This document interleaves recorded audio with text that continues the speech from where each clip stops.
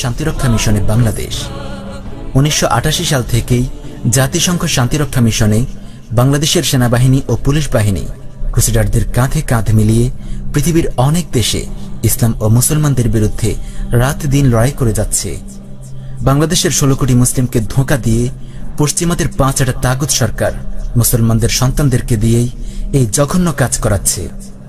বাংলাদেশ শান্তিরক্ষা মিশনে অংশগ্রহণে প্রথম সারির একটি দেশ। 1988 সাল থেকে এই পর্যন্ত সেনাবাহিনী ও পুলিশ মিলিয়ে মোট 1,53,585 জন লোক কুফফার সংঘের মিশনে অংশগ্রহণ করেছে, যার মধ্যে উল্লেখযোগ্য সংখ্যক মিশন ছিল সরাসরি ইসলাম ও মুসলমানদের বিরুদ্ধে।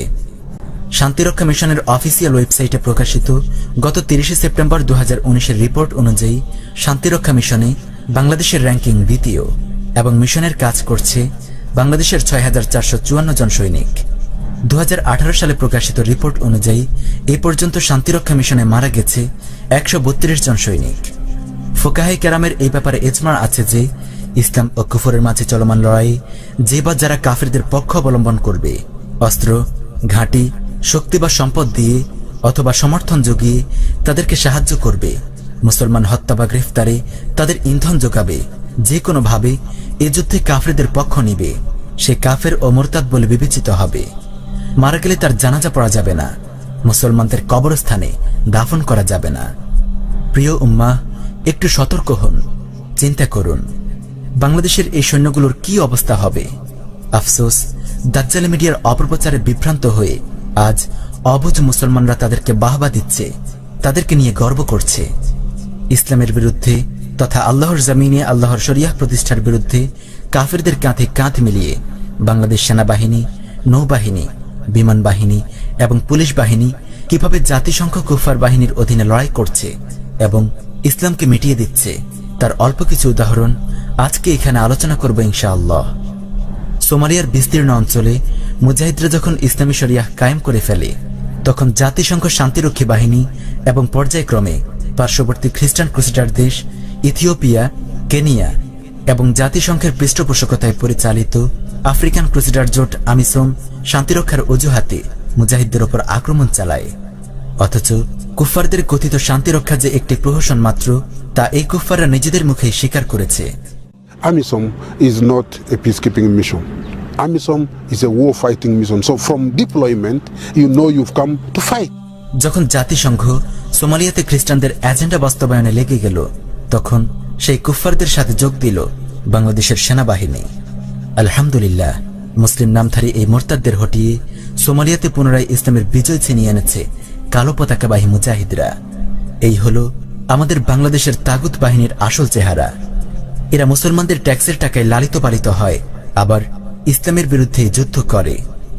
আর এদের শক্তির মূল উৎস হল জাতিসংঘ সহ বৈশ্বিক কুফফার গোষ্ঠী।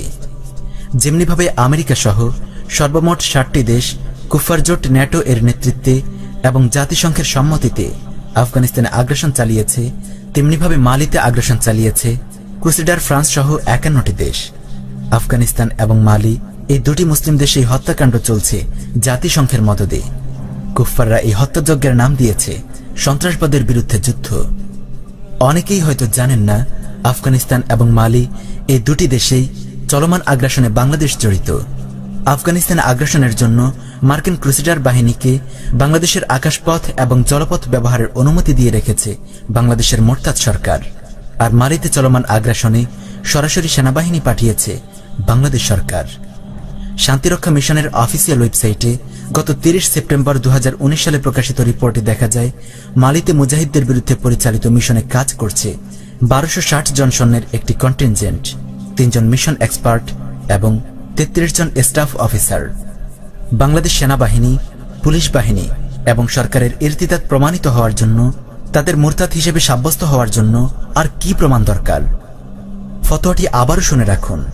ইসলাম ও কুফরের মাঝে চলমান লড়াই যে বা যারা কাফিরদের পক্ষ অবলম্বন করবে, অস্ত্র, ঘাঁটি, শক্তি বা সম্পদ দিয়ে অথবা সমর্থন জুগিয়ে তাদেরকে সাহায্য করবে, মুসলমান হত্যা বা গ্রেফতারে তাদের ইন্ধন যোগাবে, যে কোনোভাবে এ যুদ্ধে কাফিরদের পক্ষ নিবে, সে কাফের ও মুরতাদ বলে বিবেচিত হবে। মারা গেলে তার জানাজা পড়া যাবে না, মুসলমানদের কবরস্থানে দাফন করা যাবে না।